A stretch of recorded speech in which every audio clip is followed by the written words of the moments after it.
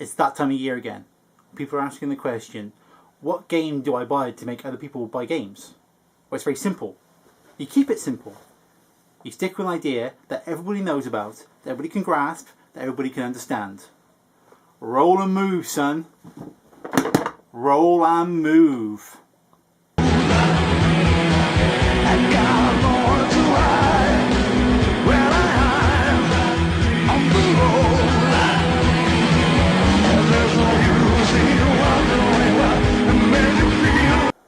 Now, I understand this will strike fear into the hearts of all those people who consider themselves true board game fans.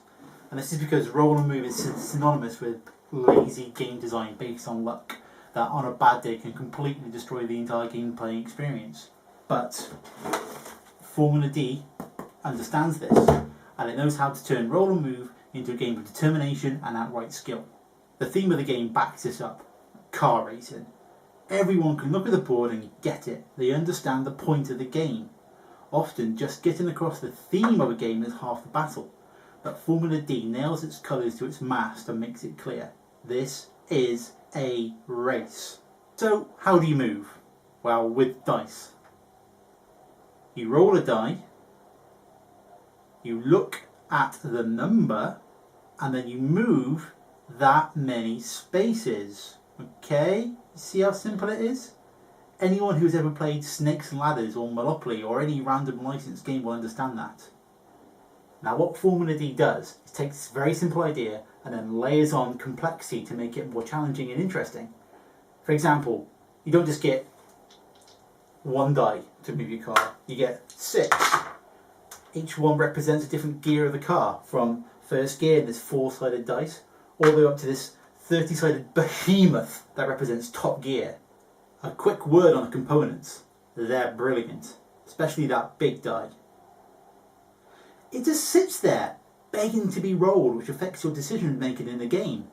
You push yourself just a little bit harder just so you can pick up that beast and roll it like a heathen god smiting its followers. Combo that with the little thing each player gets to track what gear they're in, and you're all in component heaven. Anyway, you have a die for each gear, and each one has a range. Up to 2 spaces for first,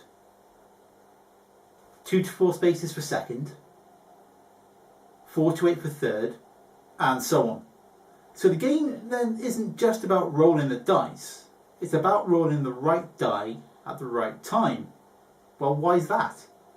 Well, check the corners. Each one has a number next to it. This number is how many times that your car has to stop in it. That's right, stop. Once for easy corners, and up to 3 for the toughies.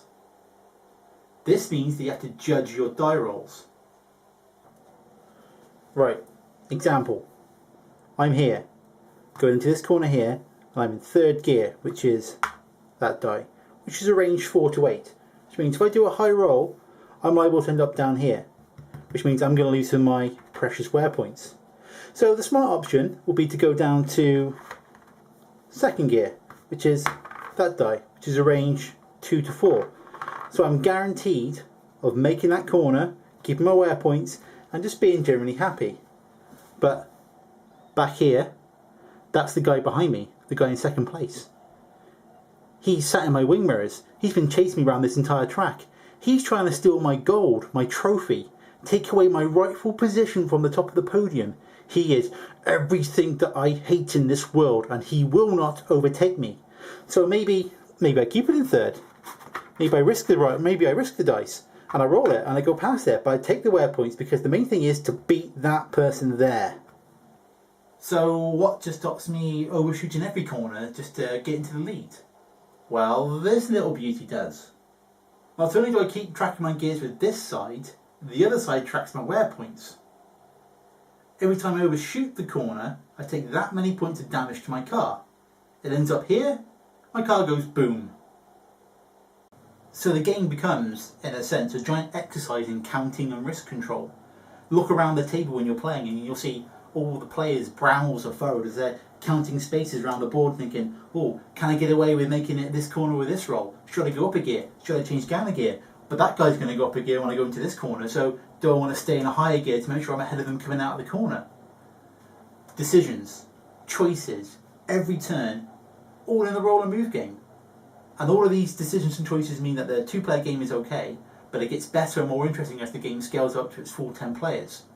But because of the theme and the way that you play it, it's still simple to grasp. You can still understand what's going on in the game.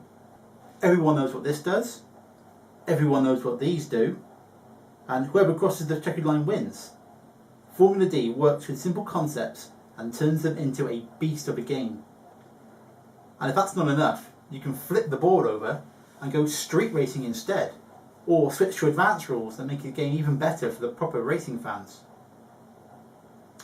So, okay, yeah, you are still rolling dice. So that means even with all the greatest planning and strategy in the world, the dice will still occasionally kick you in the nuts. But then that's all part of the game. When you roll that dice to win and it comes up with a fail, and the table roars around you, it's all part of the fun. Listen, it's simple. I take this into work on a Friday afternoon and we play it. The first week I took that in, 2 people immediately bought the game. 1 person spent the entire weekend playing it with their wife.